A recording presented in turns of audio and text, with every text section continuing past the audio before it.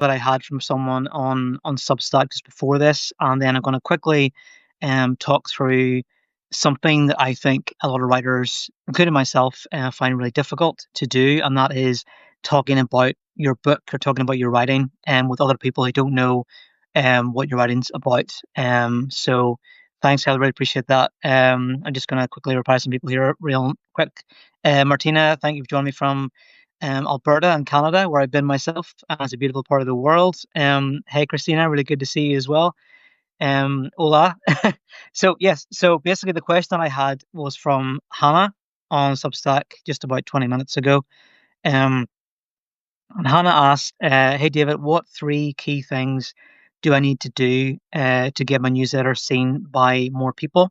So I had a quick think about this, and Hannah, if I was going to give you three bits of really simple advice about how to get a newsletter seen by more people, I would say, first of all, go where your audience are. I know that sounds so stupid and so basic, but it matters a lot. So, for instance, I think, Hannah, you write about travel. I'm just going to double check here real quick, but I think you write about travel.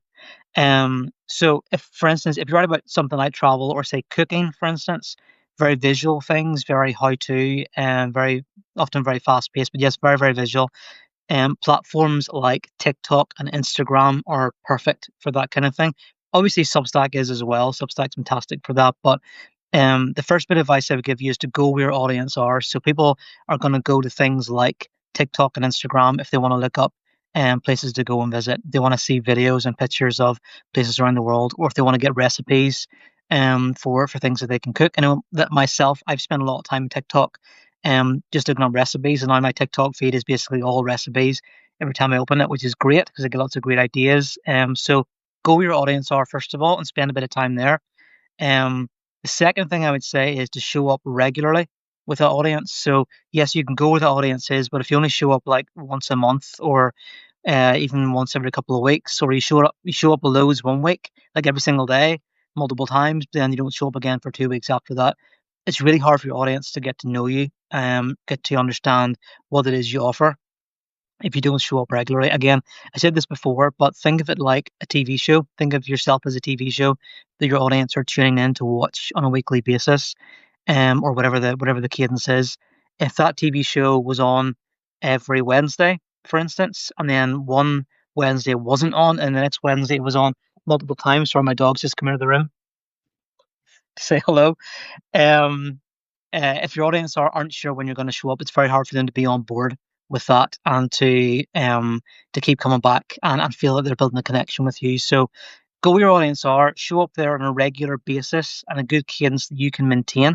And the third thing I would say is collaborate with other people. Collaboration is so powerful. If you want to get your newsletter seen by more people. Find people in your niche who you can work with and you can collaborate with. Substack obviously is great for that because you can do recommendations with other newsletters, other publications. You could swap email lists, for instance, on other newsletters. You could do collaborations on social media.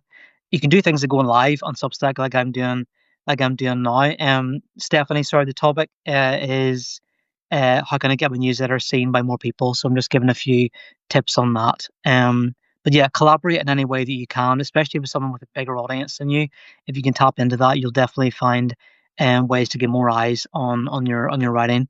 So just to recap really quick, what those three things were: go where your audience are, show up regularly where your audience are, and collaborate with other people. Those are what I would say are the three most efficient and effective ways to grow your newsletter and get seen by more people.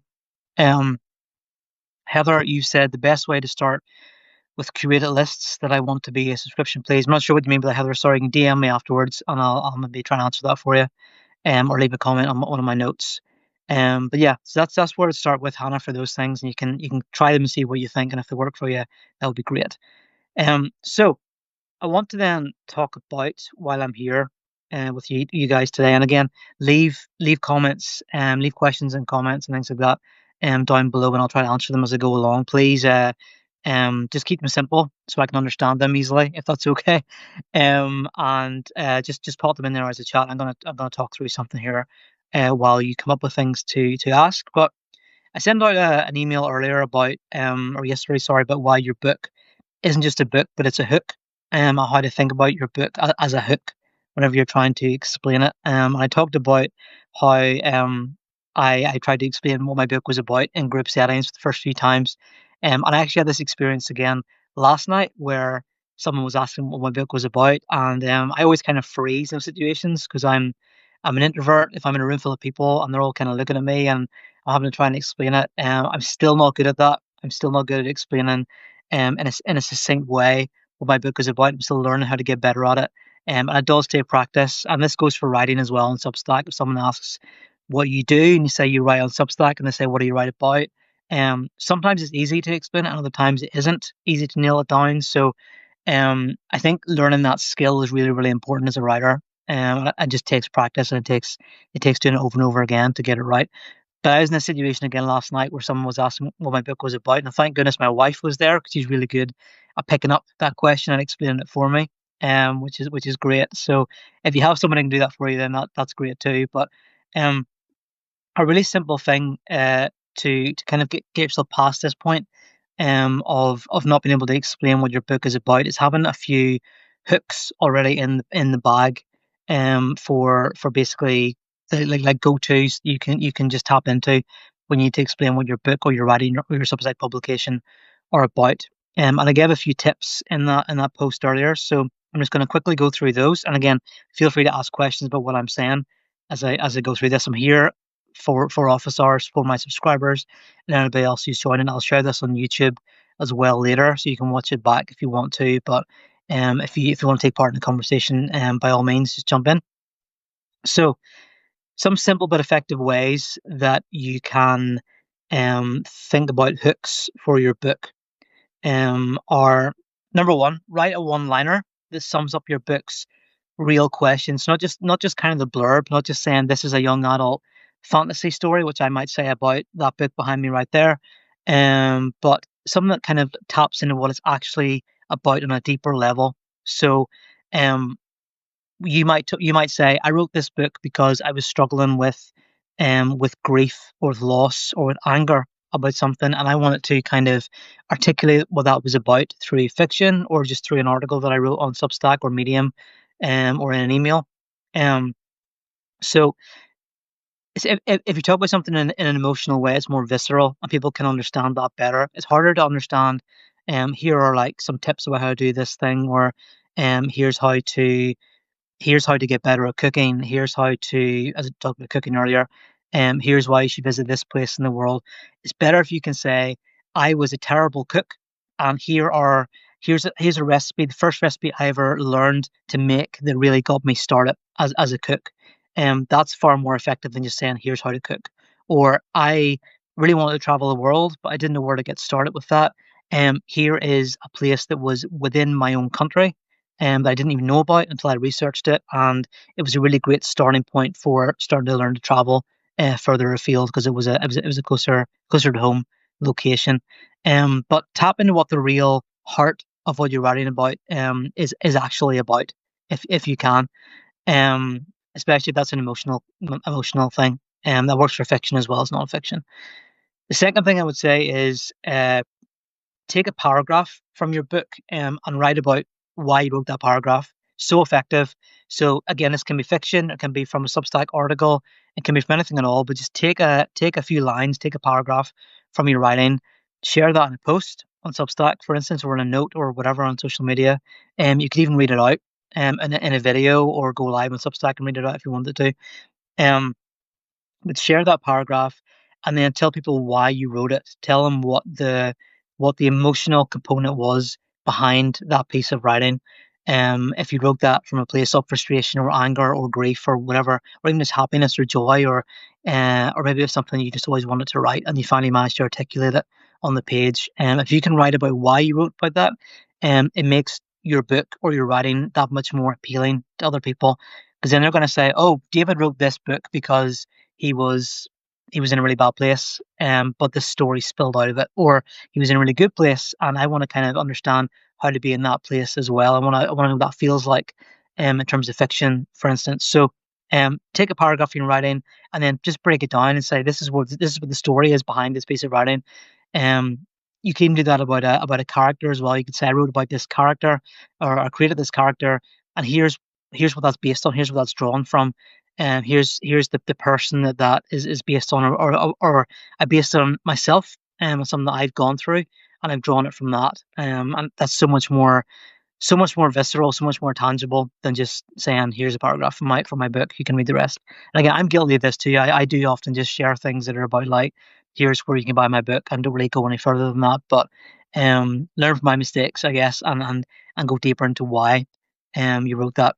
And the third thing I mentioned in the post earlier, and again, if you're a subscriber, you'll got this via email, or you can find it on my Substack publication about how to write hooks for your book is to respond to someone else's post with a thought that your book explores. And I don't mean hijack someone's note or hijack their post by sharing links to your post. What I mean is, um as I said in the post, be a person first and then be an author second. So don't be afraid to jump into someone's um conversation about a book or about a piece of writing and say, I understand what this is all about, what this is about. I can resonate with this. Here's what I went through that was kind of similar to your experience.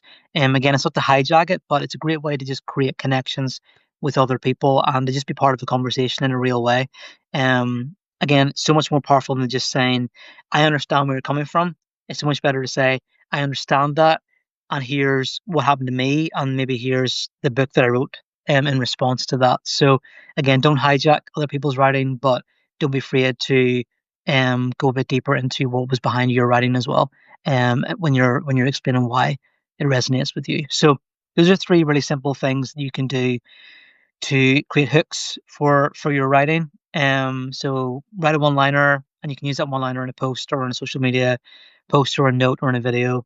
Take a paragraph from your work and write about why you wrote it. So break down what the emotional or story element was behind that piece of writing, and then don't be afraid to number three, respond to someone else's post with a thought that your book explores as well, without hijacking what they're saying.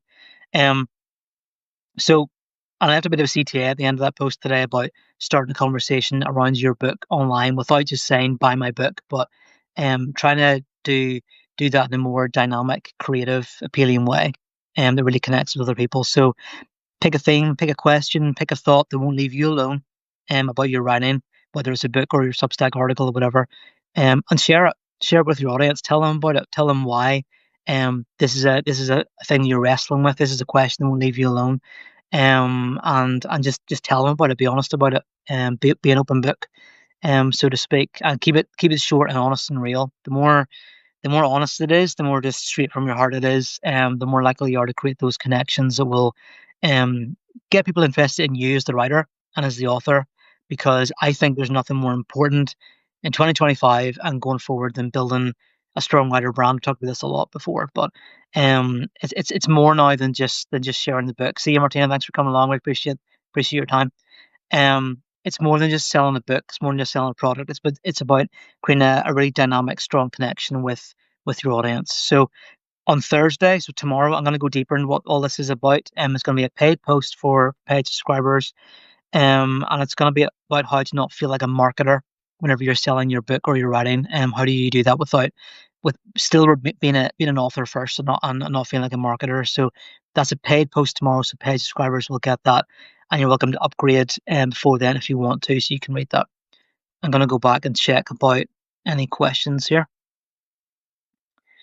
really quick. So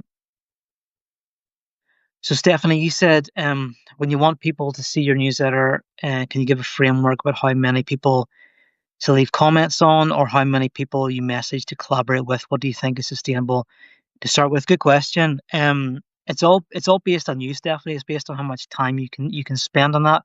Of course, don't exhaust yourself, because honestly, it's the kind of thing you could spend hours on one week and then completely burn out and not be able to do it again for like the rest of the month. And that's not going to do you any good, because you will feel like it hasn't worked. You'll feel like you tried your best and it didn't work, and there's no point in trying it again. So it's better to do something in small rhythmic bursts. So spend, 10 minutes a day sending some messages or leaving some comments, and then build it up to 20 minutes a day if you can, maybe 30 minutes, but always keep it within your sphere, within your realm of what you're able to do. Don't burn yourself out, because it does you no good, does your readers no good, and you'll just hit a wall. In terms of how many, uh, I would say, like, aim for a simple number, like five comments on other people's articles. That's pretty doable. In terms of collaborations, spend more time researching the collaborations than just sending out messages to people or emails.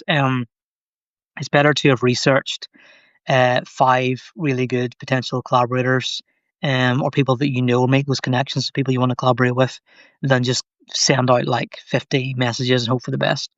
Um, even if those people don't come back to you straight away, you might create a really good connection or friendship going forward. I know that for me, I've made some amazing friends on Substack, through collaborations that I spend a bit more time thinking about, and they've been brilliant. I made the platform more worthwhile coming back to.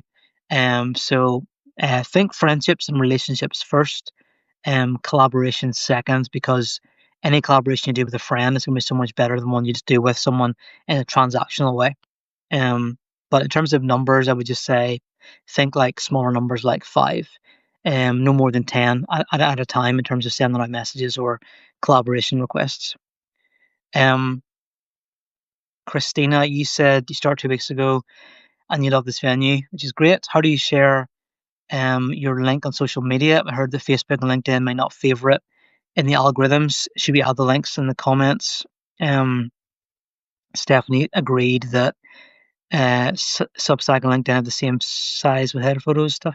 Yeah. So, Christina, I would say, in terms of sharing on social media, there are some platforms that will just outright kill your links if you try to share them. So if you try to go onto like Twitter, for instance, and try to share a Substack link there, it's just going to get killed dead. So there's no point in trying to share it there, really.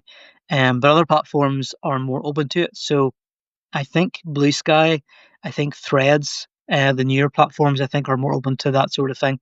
The traditional platforms like Facebook and Twitter, um, and probably things like TikTok potentially, are probably not great for sharing that kind of stuff. Instagram as well. You can do it, and the people on here now watching this thinking, David, you're nuts. Like, I get really good traction from some of those platforms, but I think if you're sharing on social media, yes, you mentioned about sharing in the comments on LinkedIn as well. Don't put your links in your posts. Put them in the comments if you're going to put them anywhere. I would avoid Twitter for that kind of stuff, but platforms like Blue Sky and Threads will work as far as I know, and things like LinkedIn you better put in the comments. As far as I can tell, and YouTube's great for it as well. Again, if you watch this on YouTube later, you'll know. You can put links in your show notes, and that works really well too. But yeah. Uh, so just share the link. Just copy and paste the link from your article and just pop it into the comments, on social media, and just be wary of which ones you use. Um, and so if you find helpful, that's great. Thanks, Christina.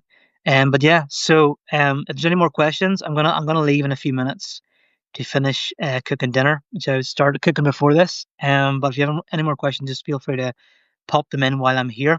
Um, if you haven't bought my book yet, it's right there on the shelf behind me, Empress of Nim, which is out now. So if you like fiction, if you like young adult fiction, I'm always going to plug this, by the way, guys. I'm always going to plug a book that I have out at the time, just quickly. So, because I want you to buy them, because I want you to read them. So, if you like books like Narnia, Harry Potter, um, Lord of the Rings, it's not comparable necessarily in terms of how good it is. Every writer thinks that their book is amazing, but in terms of the themes, um, it's definitely worth checking out. It is a really good book. I shouldn't say it's not comparable. It's not a good book. It is a really good book. I believe, and other people have said it's a good book. So please check it out. It's really good if you've got teenagers, younger people who like reading, or if you like reading those kind of things yourself. Definitely check them out. Doing a great job of marketing my book here, Rhonda. But yes, check out my book on the shelf. You can find it. If you just type in my name into Google or into Amazon or whatever, you'll be able to find it there. Can I show the book in the frame? Yes, I can. Here it is. Hopefully you can see it okay. So, Empress of Nim. which you can find again on anywhere you buy books. It's available now, and if you like this kind of thing, then definitely check out young adult fantasy book, which you'll really enjoy. It's a sequel to this one, Silburn Talisman. I would recommend buying this first and reading it first if you can. I think it's super cheap right now on Amazon, so um, definitely check that out. You can get the digital copy as well if you've got a Kindle or whatever. But those are the books that I have out now. And thanks, Heather. Appreciate that. Another book I'll just quickly mention as well, which is currently out, is The Substitute, which is an adult horror novel. I wrote this one a few years ago, and it's one of my favorite things I've ever written. If you like horror, you will hopefully enjoy this as well. So again, just type my name into Google, type it into Amazon or anywhere you buy books, and it should be available there. I've got some physical copies as well, which I can sign and send to you if you're interested in that as well. I'll be putting that sort of stuff up on TikTok. You can get on if you go on TikTok and check me out there as well. I'm there as well with my books, so you can buy them directly from that too, and I'll sign any copies you want signed as well and send them directly to you. Um, Brandon, you asked what I'm cooking. I am cooking or I've already cooked, but I'm gonna finish adding to a sausage and potato casserole, which I slow cooked yesterday for 5 hours, and it's delicious. Highly recommend it. Really, really tasty stuff, which again I found on TikTok, which I mentioned at the start of this conversation. So my wife and I are going to have that with some nice creamy mashed potatoes and crusty bread with butter. Delicious. Don't mind talking about that in this video, but someone did ask, so there you go. Hopefully this was useful, guys. As an office hours, again, I'll share this onto YouTube. You'll be able to watch it and Saturday morning coffee post on Saturday.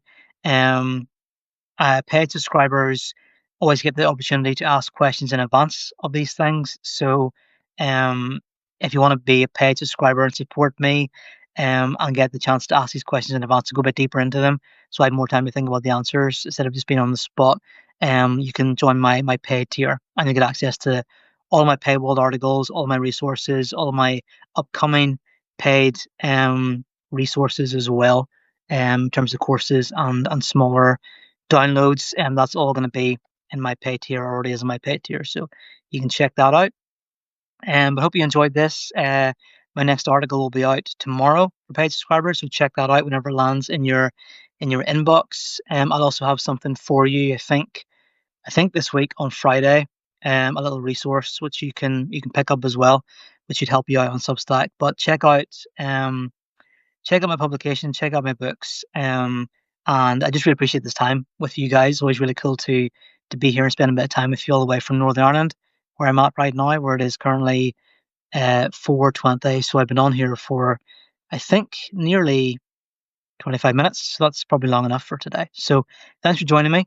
Really great to spend this time with you. And I will see you on Substack really soon, and on YouTube, and on every other platform that I'm on right now, which is pretty much all of them. So looking forward to connecting with you there, and I'll see you soon. Bye bye.